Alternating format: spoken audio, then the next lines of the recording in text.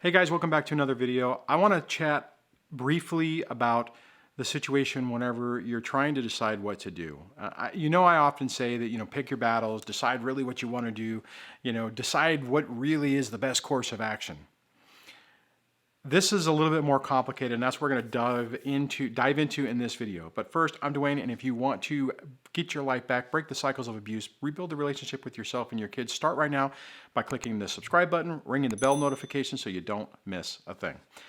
Okay, so I think this is something that I need to revisit, basically because I think some of the context is lost in what I'm saying. So I want to chat a little bit about a scenario that I went through and the struggles I had with it. The thing is I always say you need to pick your battles and you really need to decide and look at what the real cost is going to be, right? I used an example earlier and in another video, but this one's a little bit different.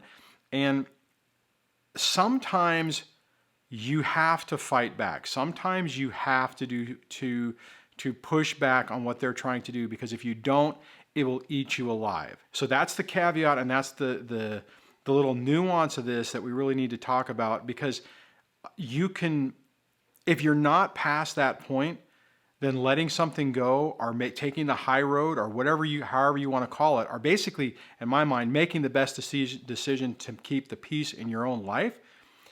If you're not at that point to really embrace that, it's going to be incredibly difficult to do. And what's ultimately going to happen is by you not fighting back, it's going to ruminate in your head. You're going to feel angry. It's just going to sit there and it's going to eat away at you. And it's just going to keep swirling around in your head over and over and over and over and over again. And to be perfectly honest, if you get into that situation, it's just as bad as if you fought. The nuance on this is when you know what is the right course of action.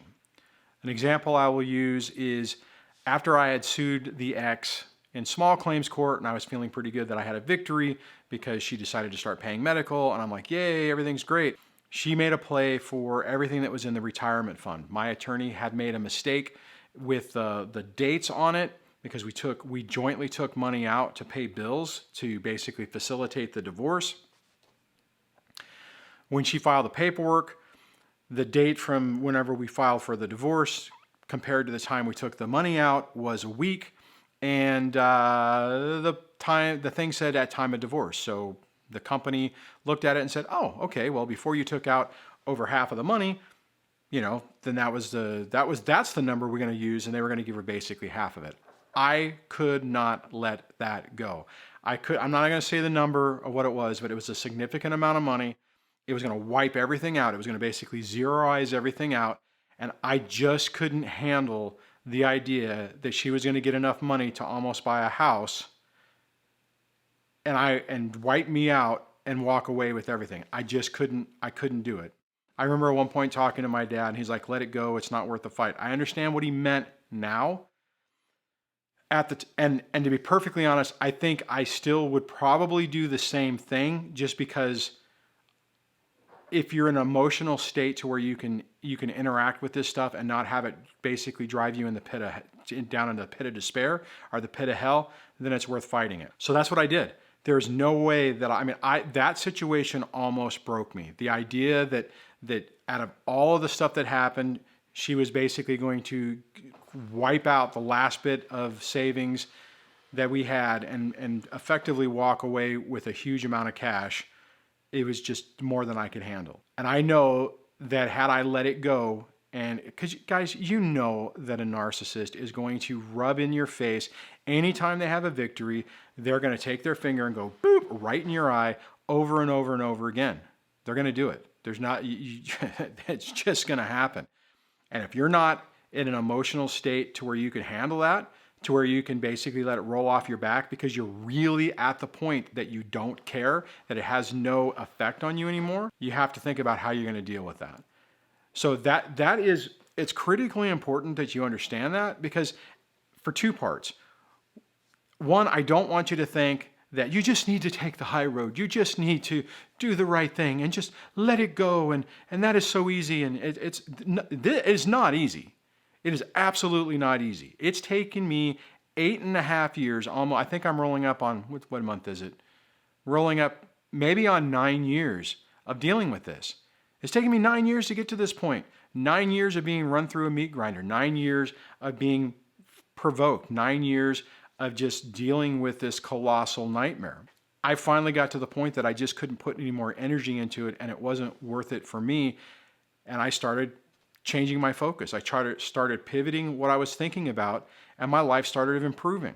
I was chatting with someone earlier today about the effect of this, and they were really surprised when I was basically getting into a little bit more detail of numbers and stuff. They're like, holy hell, I didn't realize it was that bad. I'm like, yeah, it was pretty bad. I mean, all of our stories are pretty bad, but you have to look at it and really decide what you can do and what you can do at that time. So to roll this back for a minute, the best case scenario, in my opinion, the best case scenario for you is if you can look at your life and say, they're provoking me, I'm getting stressed, I'm having anxiety attacks, I'm getting sick to my stomach, I can't sleep, all these different things. And if you can focus on yourself and keep that at bay to where you're not dealing with those things and your life is calmer and more stable, that's your best course of action. It really is. In the conversation I was having with this person earlier, they were talking about a money situation, and it's like, okay, you're talking about a set amount of money that your ex is basically pushing you for. Is it worth it to go down the pit of hell in a family court? What's the risk? How much would you ultimately have to pay her? And then you have to look at it, how much would it cost to hire an attorney to fight it? Let's say for instance, your ex wants $5,000. And you know that if you go back to court, it could be $3,000. Then you have to decide what is it worth? Is it worth for the emotional turmoil to go through it to spend, is to potentially save $2,000? And to be realistic, if you have to hire an attorney, you're going to eat that up anyways.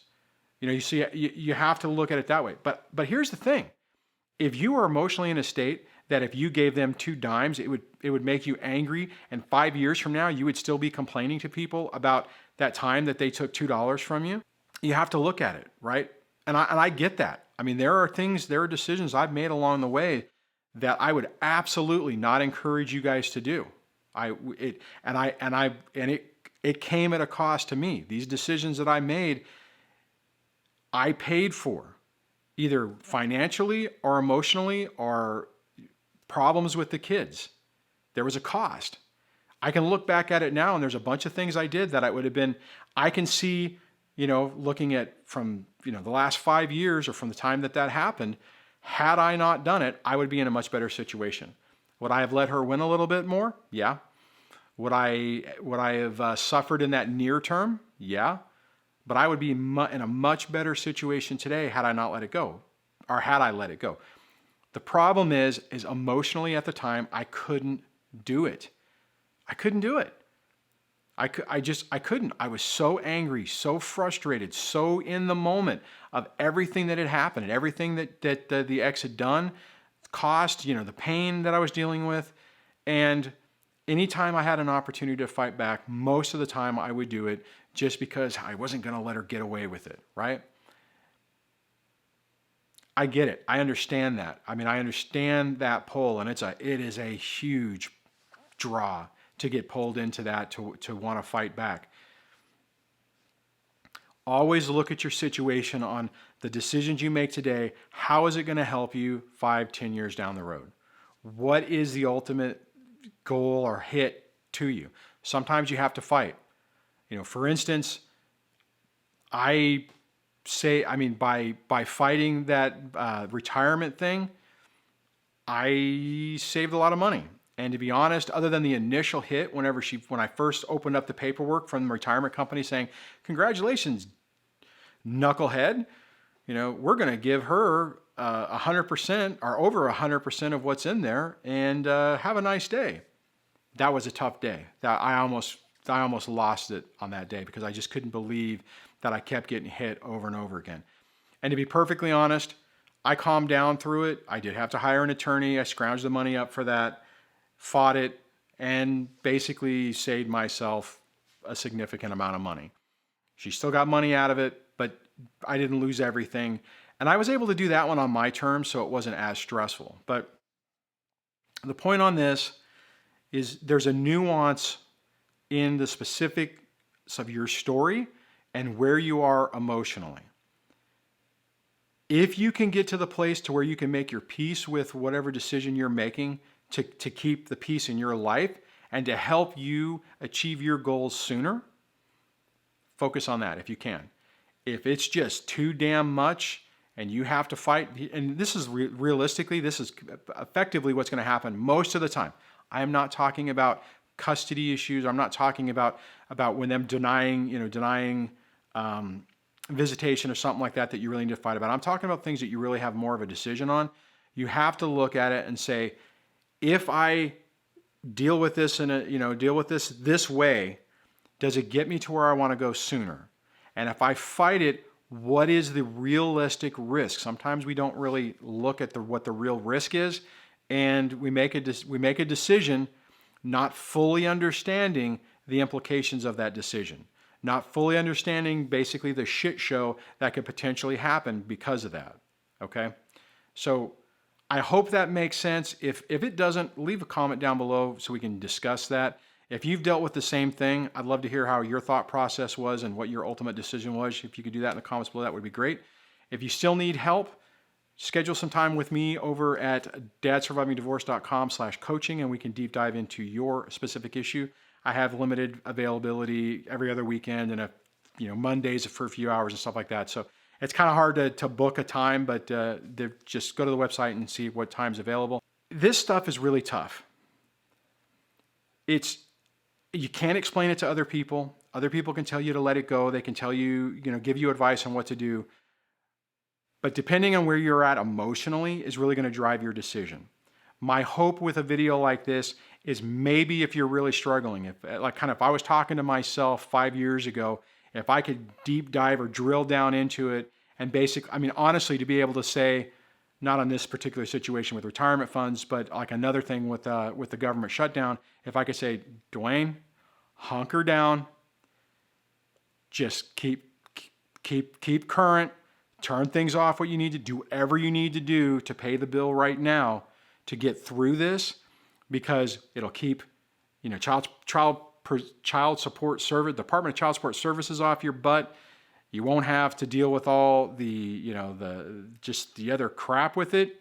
You won't be telling your ex that they know that they're getting to you, and you can just hunker down and get through it, and don't take that bait, because you will be in 5 years or in 8 years, like right now, if I would have been able to take that advice, if I could have went back in time and said that to me and actually had it drill into my head, and if I actually believed it, I would be in such a better position right now.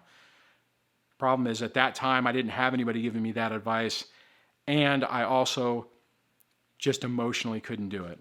I wish I could. I wish I would have been able to say this to, really sit down and have that conversation with myself, because I would be in a much better position today. And I want you to be in that better position. And on that, I'm going to wrap this up, and I will chat with you on the next video. Take care.